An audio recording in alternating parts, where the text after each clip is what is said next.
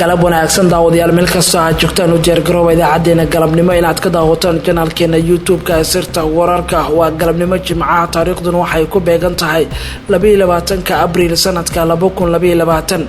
idaacadeennana qodobada ugu waaweyn aad ku daawo doontaan waxaa qaybka farmaajo uu wareegto uu soo saaray kaga hadlay doorashooyinka ceelwaaqi Garbahaaray iyo sharci darro ayuu ku tilmaamay doorashada ka socota ceelwaaq haddaba nuxurka qoraalka farmaajo uu soo saaray iyo farmaajo saddex arin ka dalbaday ra-iisul wasaare Rooble iyo guddiga doorashooyinka iyo gudoomiyaha ku-meel gaarka ee golaha shacabka nuxurka qoraalka farmaajo ka soo baxay ayaan idiin soo gudbin doonaa doorasho ayaa hadda ka socota magaalada ceelwaaq gobolka Sagaado iyadoo kuraasta xubno kamid ay ku soo baxeen kuwana wali ay socoto wararkii ugu dambeeyay doorashooyinka ka socda gudaha magaalada ceelwaaq ayaan idiin soo gudbin doonaa saaxiibayaal waxaa kaloo qaybka gaashaale muumin oo ka jawaabay eedeymiin loo soo jeediyay ah in wasiirka arrimaha dibadda Soomaaliya uu ku weeraray gurigiisa magaalada Gaalkacyo iyo weerarkii dhacay oo taliyaha booliiska magaaladaas iska fogeeyay warbixin ayaan kaga haya xaaladda Gaalkacyo waxyaabaha ka soo kordhay weerar madaafiic ayaa lagu qaaday saldhig ku yaala duleedka magaalada Kismaayo iyadoo dhimasho dhaawac ay ka dhasheen waxaa kaloo saaxiibayaal warkeena galabnimo qayb ka noqon doona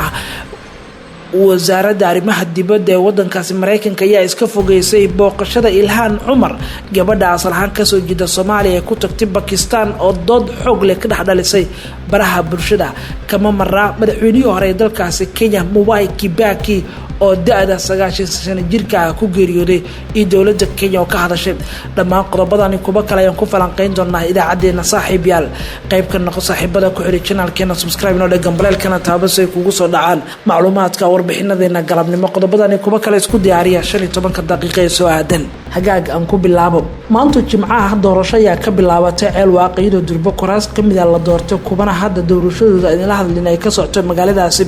markii ay doorashada bilaabatay farmaajo ayaa durbo soo saaray qoraal u muuqdo inuu ka xanaaqay doorashada ceelwaaq laga bilaabay haddaba natiijada doorashooyinka ceelwaaq inta eegin aan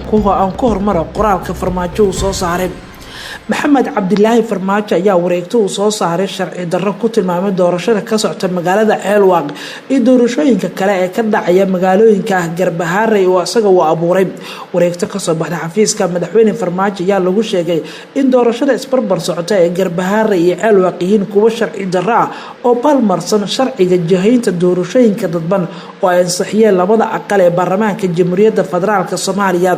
wareegtadan ayaa lagu socodsiiyay madaxda golaha wada tashiga qaran iyo gudoomiyaha ku-meel gaarka ee golaha shacabka ayaa lagu faray in ay xushmeeyaan heshiiskii 17 September 2020 iyo habraacyadii ku lifaaqnaa oo ay madaxda golaha wada tashiga qaran ay saxiixeen 1 October 2020 iyo 27 May 2021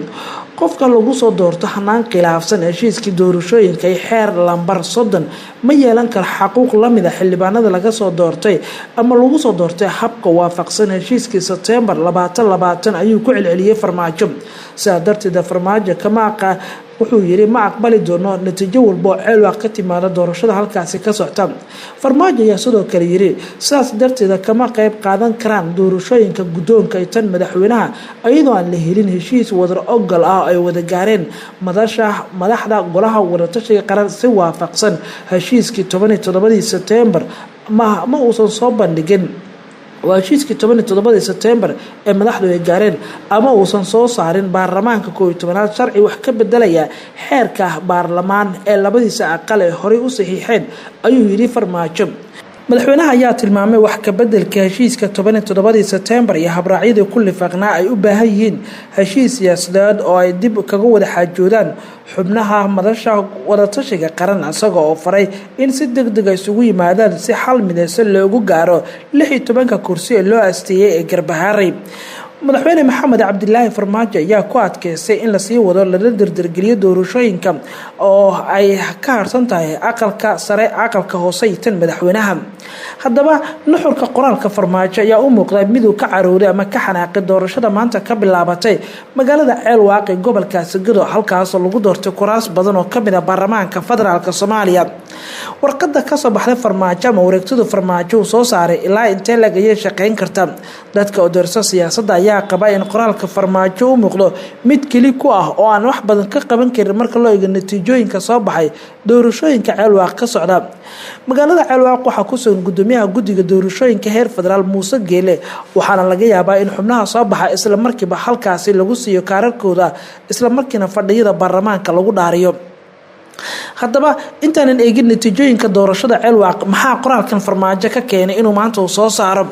saddex arin ayaa lagu qeexaa in Farmaajo qoraalkan inuu soo saaray sabab uu helay waa mid koowaad ee Farmaajo ayaa u muuqda in laga tashtay oo doorashooyinka Ceelwaaq xubnaha ku soo baxa ay heli karaan sharciyada rasmiga xildhibaannimo kuwaas oo ka qayb gali kara doorashada guddoonka baarlamaanka iyo tan madaxweynaha. sidoo kale Farmaajo waxa uu shaqeyn weyday qorshihii Garbahaare uu ka waday oo rabay in doorasho kale uu ku qabto si uu carqaladeeyo ugu badnaan natiijada doorashada Ceelwaaq ka imaanaysa. sidoo kale Farmaajo waxa ku qasbay in qoraalkan uu soo saaro saaxiibo badan oo Farmaajo la dhintay 4 sano ugu dambeeyay kuwaas oo qaarkood kuraas weyn ama damac xildhibaannimo ka lahaa oo kuraastooda ay taalay qaybo ka mid ah gobolkaas Gado oo gacanta Jubbaland ay ku jirtay natiijada kuraastaasi. Farmaajo ayaa saaxiibadiisa la rabay in xildhibaanuhu ka dhigo haddase maha arkayo waa uu lumiyay fursadaasi. dhammaan qodobadan aan soo sheegnay iyo kuwa kale ayaa qasab ka dhigaya in Farmaajo ismiidaamin siyaasadeed oo kale uu sameeyo uu soo saaro qoraalkan. haddaba intee la eg ayuu qoraalkan uu shaqeyn karaa ama qoraalka Farmaajo intee lagu shaqeyn karaa ama wuxuu ka heli karaa ugu badnaan natiijada 16 kaas kursi. waxay dad badan oo ay qabaan in Farmaajo xitaa hal kursi aan ka heli doonin 16 kursi Ceelwaaq lagu dooran doono sida muuqata. waxaa jira wada hadallo waqti badan socday oo xitaa beesha caalamku ay garwadeen ka hayeen kaas oo Farmaajo iyo sidoo kale Axmed Madoobe loo soo bandhigay 16 kursi min 8 xubnood ay u qaateen dalabkaas oo la sheegay in Farmaajo uu diiday waqtigaasi. Farmaajo hadda wuxuu luminayaa saaxiibadii kuraasta u raadinayay ee gobolkaas Gado oo hadda sanadkan kuraas la'aan wajahaya marka loo eego natiijooyinka ka imaaday halkaasi. laakiin dhanka kale markaan eegno madaxweyne Axmed Madoobe iyo sidoo kale ra'iisul wasaare Roob ayaa la sheegay in isfaham weyn uu ka dhaxeeyo ayna sababtay in kuraastan loo wareejiyo Ceelwaaq. isfahamka ka dhaxeeya madaxweynaha iyo sidoo kale ra'iisul wasaare ayaa la sheegay in sabab uu ahayd kadib markii Axmed Madoobe 5 kursi uu siiyay ra'iisul wasaare Rooble kuwaas oo xubno ka mid ah saaxiibadiisa Durba ay ku soo baxeen. haddaba aan eego doorashada maanta Jimco ah ka socota magaalada Ceelwaaq iyo natiijooyinka la hadla ogaadeen guddiga hirgelinta doorashooyinka dowlad goboleedkaasi Jubbaland ayaa maanta Jimco ah degmada Ceelwaaq gobolkaas Gado ku qabanaya doorashada kursiga golaha shacabka ee baarlamaanka Soomaaliya. kursiga Hob 119 waxa ku guuleystay wasiirka waxbarashada xukuumadda federaalka Soomaaliya Cabdullaahi Abuukar Xaaji oo kursigan ku fadhiyay markii uu tanaasulay ninkii la tartamayay oo ahaa musharax malxiis oo lagu magacaabo Cabdicasiis Cabdullaahi Ibraahim. wasiirka waxbarashada Soomaaliya wasiir Cabdullaahi wuxuu saaxiib dhow leeyahay ra'iisul wasaaraha xukuumadda federaalka Soomaaliya. goobta doorashada waxaa goobjoog ka ahaa gudoomiyaha guddiga doorashooyinka heer federaal Muuse Geele Yuusuf iyo ku-xigeenkiisa Mawlid Mataan iyo mas'uuliyiin kale oo ka tirsan Jubbaland. dhinaca kale doorashada ayaa wali socota 12 kursi ayaa maanta la dooranayaa. hadda idila hadlayna kuraas kale ayaa la doortay. haddaba idinka dabageey natiijooyinka kuraasta kale ee la doortay. Maxamed Aadan Macalin maxamed Soomaaliya ayaa la yiraahdaa waa wasiir ka tirsan xukuumadda federaalka Soomaaliya. wuxuu qaybka xubnihii maanta soo qaatay kursigooda ku guuleystay kursiga Hob 90. maxamed Soomaaliya waxaa la tartamay in lagu magacaabo xasan cabdi axmed hase yeeshee maxamed Soomaali kursigiisa uu ku soo baxay waana wasiirka xanaanada xoolaha ee xukuumadda federaalka Soomaaliya. sidoo kale musharaxa labaad wuxuu ahaa aadan ibraahim isaaq iyo sidoo kale waxaa tartamayay xildhibaan kursigiisa ku fadhiya cabdirashiid xaajib. mar kale jibriil cabdirashiid xaaji ayaa ku soo baxay kursigiisa markii uu tanaasulay musharaxii la tartamayay. doorashada ayaa wali socota daawadayaal waqtigan aan la hadlayno 12 kursi ayuu qorsho yahay. sidoo kale hadda waxaa la doortay Faarax Macalin Bashiir ayaa ku soo baxay kursiga tirsigiisu yahay 216 markii asna wax tartan uusan galin oo si furan kursigiisa ku soo qaatay. deegaan doorashada labaad ee Jubbaland Ceelwaaq iyo doorashada ka socota sidoo kale waxaa hadda la doortay in la hadlayna kursiga Hob 87 oo ayna ay ku soo baxday Aamina Xuseen Cali waxaana la tartamaysay haweeney lagu magacaabo Faadumo Ibraahim. hase yeeshee xildhibaanad Aamina ayaa kursigan ku soo baxday waxaana qaybka 12 kursi. Ismaan Libaax ayaa qaybka dadka maanta kursigooda soo qaatay kursiga Hob 100 iyo waa 102 oo kamid ah kuraasta deegaan doorashada labaad ee taala Garbaharey ayuu ahaa kursigan Cismaan Libaax Ibraahim ayaana ku soo baxay waxaana la tartamay Mustafa Mawane Geedi in la yiraahdo laakiin waa loo tanaasulay waxayna u muuqataa inay ahayd mid iska diyaarsan ilaa 8 kursi ayaa hadda la maraya kuraasta la doortay waxaana dhiman ilaa 3 kale kursi oo maanta la dooranaya kadibse 12 kursi iyadoo maalinta bari oo Sabtiyana la dooran doono 5 kursi tani oo ka dhigan 16 kursi ee Garbaharey sidaas lagu kala baxay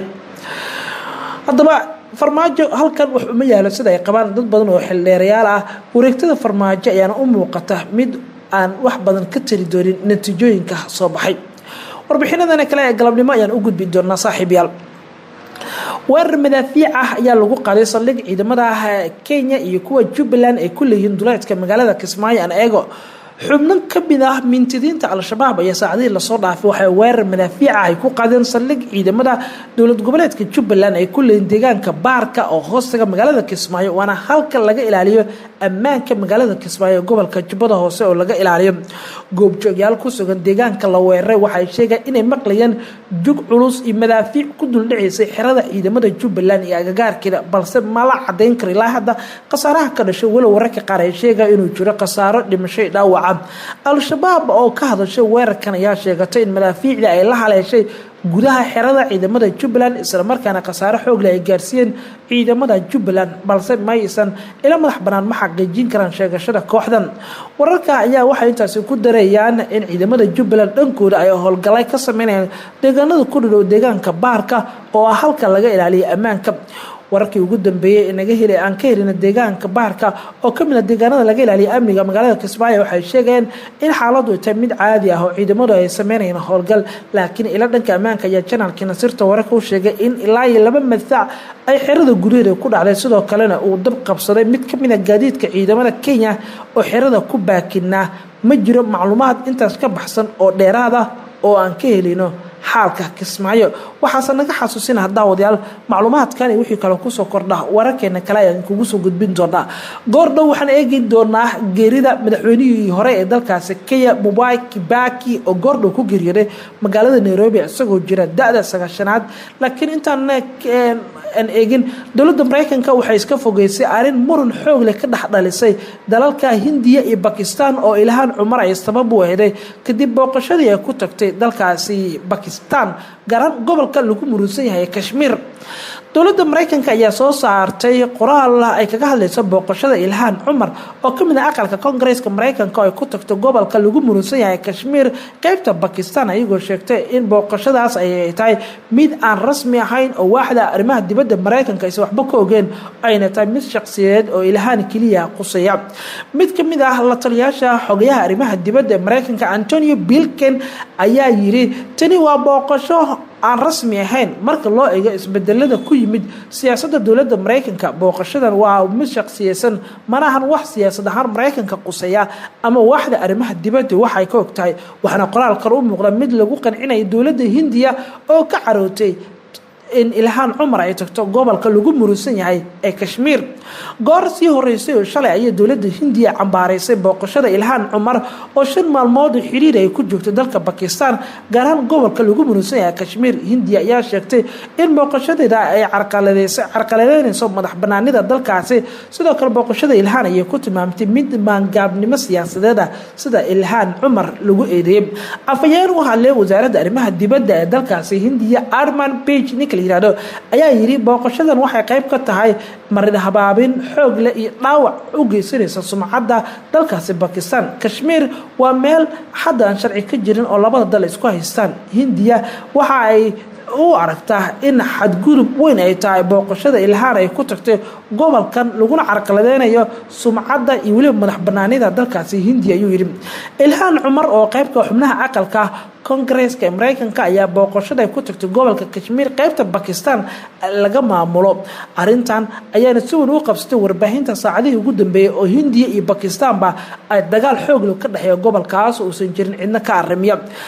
tan iyo markii uu soo baxay warkan ku saabsan in Ilhaan ay booqasho ku tagtay Kashmir qaar kamid ah shacabka reer Hindiya ayaa si weyn uga internetka iyo baraha bulshada ku weeraray gabadhan asal ahaan kasoo jeeda Soomaaliya qaar kamid ah dadka ka falceliya ayaa yiri siyaasi ahaan waxa ay sii xumeynaysaa labada dal dagaalka ka dhaxeeya Kashmir maxaa ka galay Ilhaan Cumar inay tagto ayadoo kasoo jeeda Kongareeska Mareykanka Ilhaan se wali maysan ka jawaabin dhammaan eedeymaha xoog leh 24 saac ugu dambeeyay ee baraha bulshada loogu jeediyay ugu dambeyn maanta Jimcaha dalkaasi Kenya waxa ku geeriyooday saaxiibayaal madaxweynihii hore ee dalkaasi Kenya Mwai Kibaki waana ninkii ugu waqtiga dheeraah asagoo da'da 90 ku jira iyadoo dhintay madaxweynihii hore ee dalkaasi Kenya Mwai Kibaki ayaa ku geeriyooday maanta Jimcaha da'da 90 dalkaasi Kenya geerida Mwai Kibaki waxa xaqiijiyay madaxweynaha hadda talada haya dalkaasi Kenya Uhuru Kenyatta waa murugo waajib nagu ah inaan ummadda dalkaasi reer Kenya aan u sheegnay geerida hogaamiyihii dalkaasi madaxweynihii saddexaad ee Jamhuuriyadda Kenya wuxuu ahaa hogaamiye wax badan ka soo qabtay dalkaasi Kenya ummadiisana ay aad u jeclaayeen wuxuuna ahaa nin wax badan ka soo qabtay si hagar la'aan ah u soo shaqeeyay dalka horumariyay nolosha dhismaha dawlad wadaagga ayuu yiri Uhuru Kenyatta warbaahinta Nairobi kula hadlay